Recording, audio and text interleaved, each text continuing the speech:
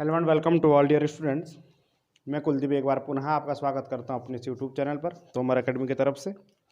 देखिए, आज आपके साथ में डिस्कस करने वाला हूं समसामयिक घटनाओं के बारे में, कुछ करंट अफेयर्स के बारे में।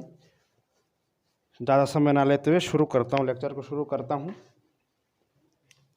उत्तराखंड में करंट अफेयर का एक बहुत ही महत्वपूर्ण योगदान रहता है, आपको पता ही है। 2-4 क्वेश्चन करंट अफेयर से डालता है ना, और इन 2-4 क्वेश्चनों से ही मेरिट बनती है। आप ध्यान रखना, इसलिए आपको सब कुछ ही पढ़ना पड़ेगा। तो महत्वपूर्ण जो अभी हाल ही में जो कुछ घटा है, समसामयिक घटनाएं जो भी बनी है, उनके बारे में डिस्कस करते हैं। और मैं सीधा समय को बर्बाद ना करते हुए सीधा क्लास को शुरू कर रहा हूँ। ध्यान रखना आप, ये मेरी शुरुआत इसमें रहेगी जनवरी 2022 से।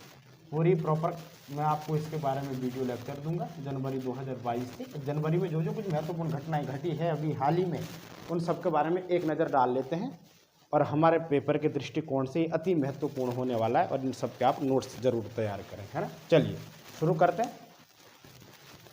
सबसे महत्वपूर्ण इसमें क्या हो जाएगा, शुरुआत लेते हैं हम। जो महत्वपूर्ण क्वेश्चन एक बन सकता है, देखिए हाल ही में एक घटना घटी है।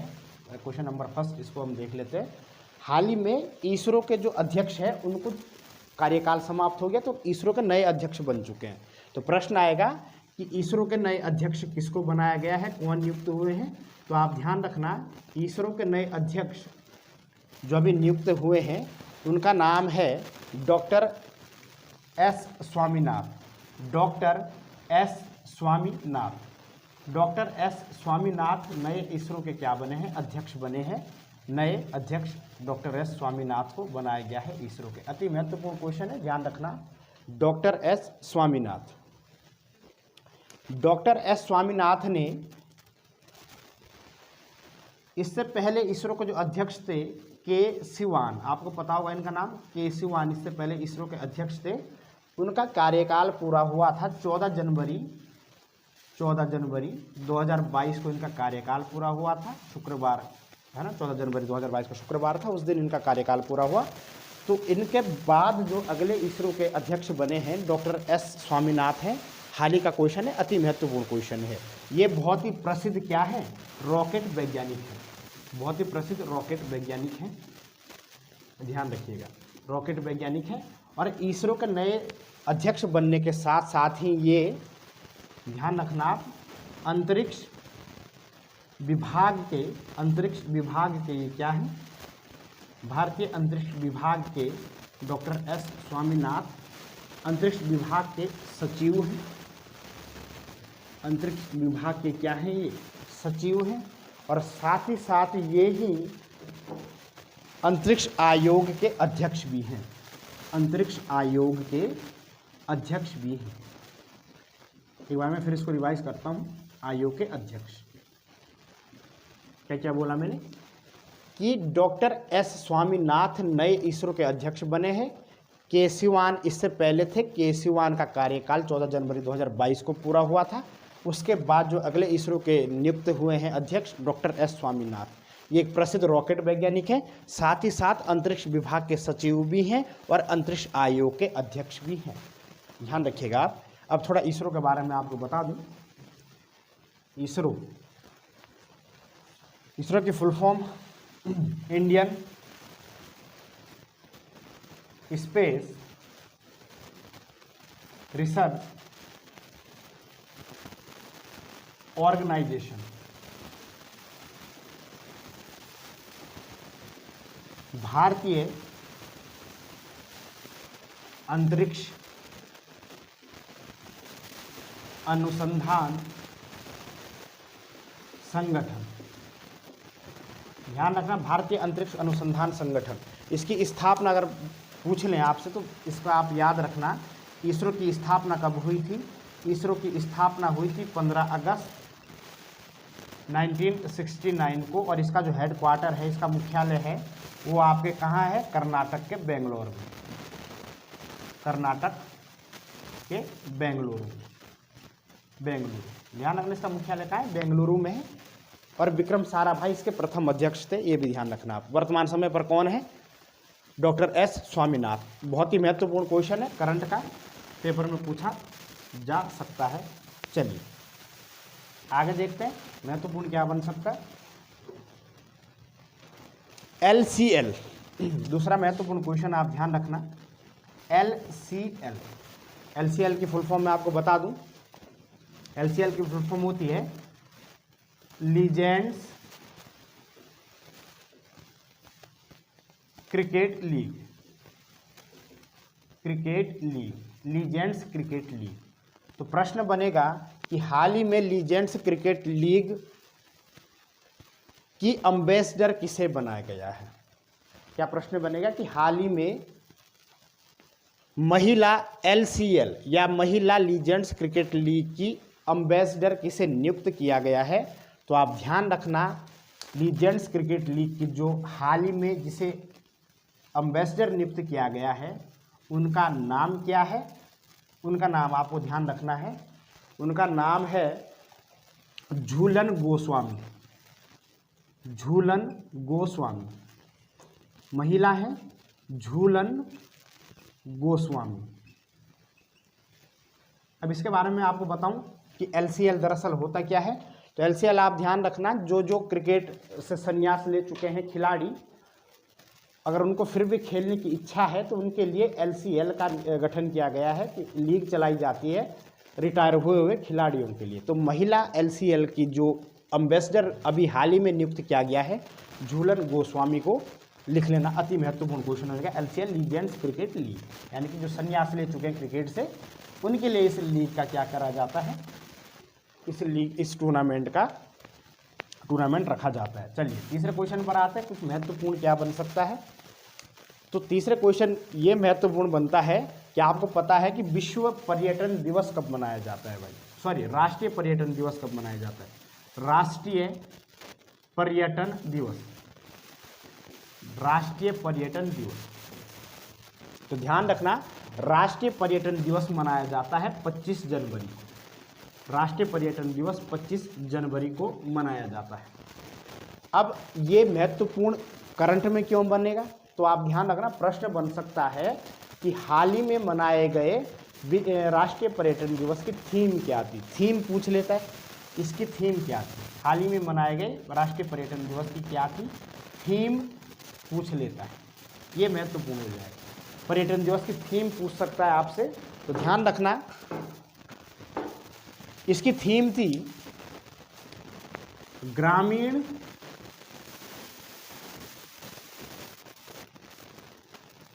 व सामुदायिक, ग्रामीण व सामुदायिक केंद्रित पर्यटन। अति महत्वपूर्ण, ध्यान रखना, ग्रामीण व सामुदायिक केंद्रित पर्यटन। इसकी थीम क्या थी राष्ट्रीय पर्यटन दिवस 2022 की, ग्रामीण व सामुदायिक केंद्रित पर्यटन।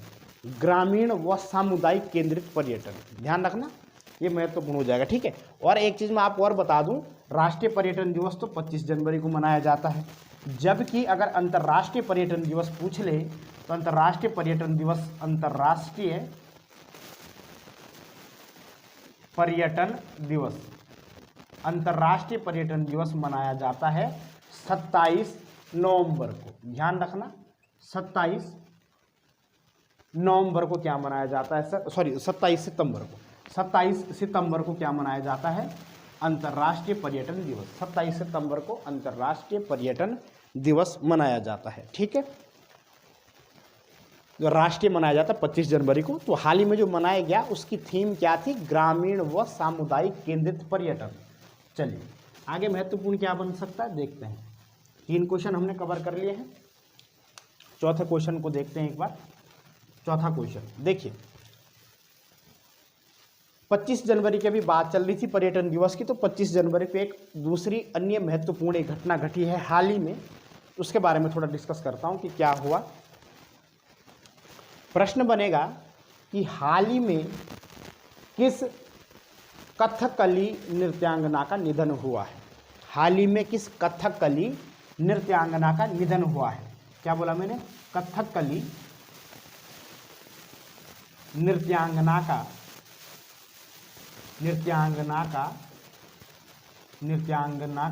निधन हुआ है। नृत्यांगना का निधन हुआ है, ध्यान रखना। इनके बारे में प्रश्न बिल्कुल बन सकता है, बहुत ही ज़्यादा महत्वपूर्ण क्वेश्चन है ये। किस कथकली नृत्यांगना का निधन हाल ही में हुआ है? तो उनका नाम है मिलीना साल्विनी।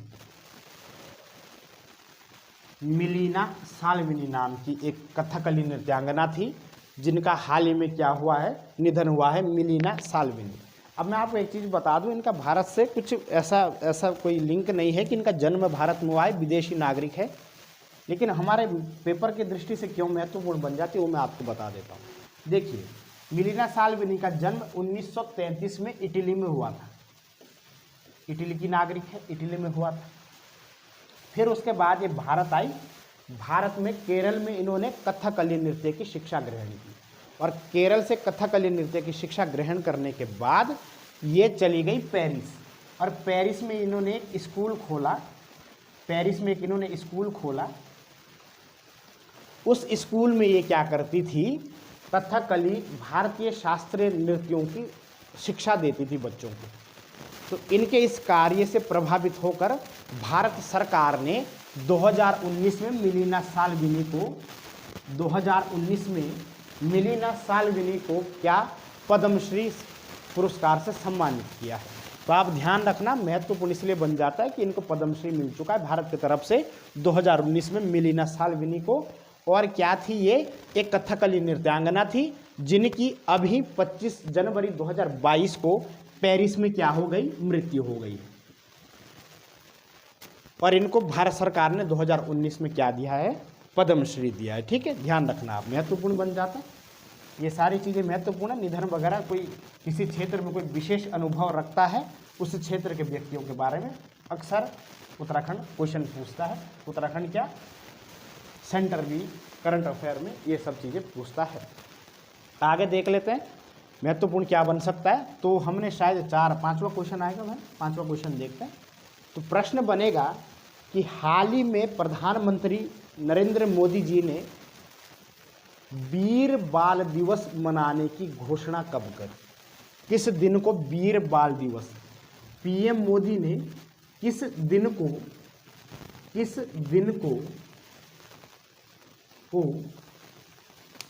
वीर बाल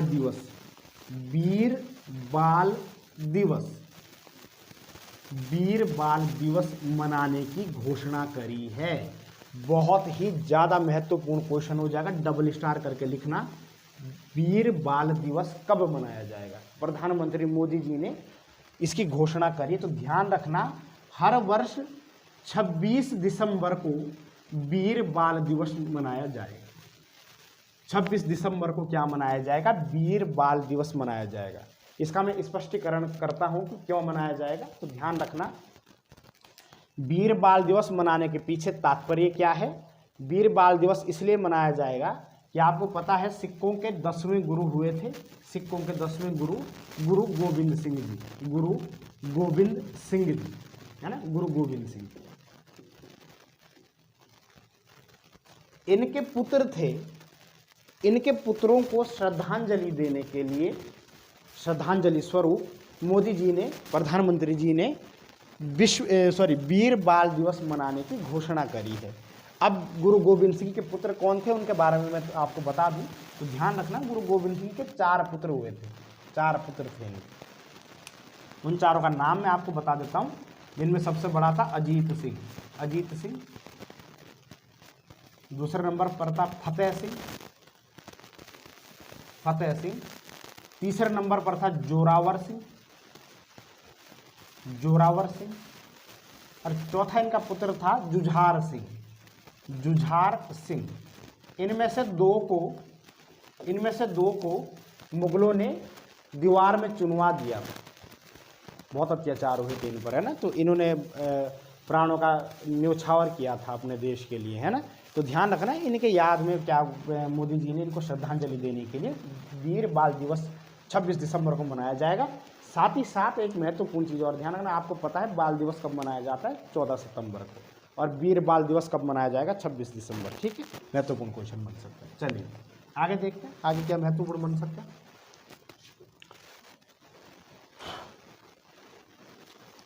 6 क्वेश्चन के बारे में देखते हैं। छठे नंबर का क्वेश्चन क्या बन सकता है। तो छठे नंबर पर आप ध्यान रखना, हाँ ये क्वेश्चन डबल स्टार कर देना, बहुत ज़्यादा महत्वपूर्ण क्वेश्चन बनेगा ये हमारे उत्तराखंड के परीक्षा के लिए। तो आप समझ लो कितना महत्वपूर्ण बनने वाला है ना। तो ध्यान रखना आप, क्या क्वेश्चन मैं बता रहा हूँ, डबल स्टार कर देना। उत्तराखंड के आगामी पेपर में ये पूछा ही जाएगा यहाँ से। इसको मैं थोड़ा अच्छे से स्पष्टीकरण इसका दूंगा, इस क्वेश्चन का समझना आप। देखिए प्रश्न है कि हाल ही में उत्तर प्रदेश सरकार ने अपने, वहाँ पर उत्तर प्रदेश में स्कूल है मनपुरी सैनिक स्कूल, मनपुरी सैनिक स्कूल। तो प्रश्न बन सकता है कि उत्तर प्रदेश सरकार ने मनपुरी सैनिक स्कूल का नाम बदलकर क्या रखा है या किसके नाम पर रखा है हाल ही में। तो बहुत महत्वपूर्ण क्वेश्चन है ये। भारत का पहला ऐसा सैनिक स्कूल बनने जा रहा है जिसका नाम स्वर्गीय CDS जनरल बिपिन रावत जी के नाम पर रखा जाना है। CDS general Bipin